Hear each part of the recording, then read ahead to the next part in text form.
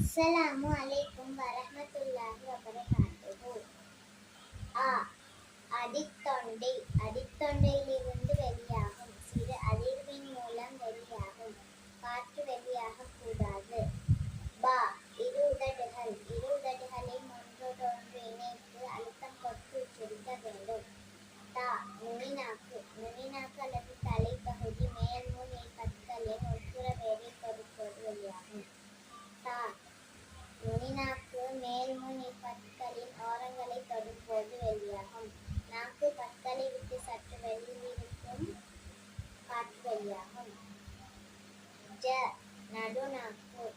நடுநாக்கு அதற்கு நேர்மேலே உள்ள நடுமுரிசை தொடும்போது வெளியாகும். ஹ தொண்டையின் மத்திய பகுதியிலிருந்து வெளியாகும் குரல் மெல்லிதமாக இருக்கும் காற்று வெளியாகும். ஹ மேல் தொண்டையிலிருந்து வெளியாகும் காரல் சத்தத்துடன் வெளியாகும் காற்று வெளியாகும். த நுனிநாக்கு அல்லது தலைப்பகுதி மேல்முன் பற்களின் உட்புற வேரை தொடும்போது வெளியாகும். த நுனிநாக்கு மேல்முன் பற்களின் ஓரங்களை தொடும்போது வெளியாகும்.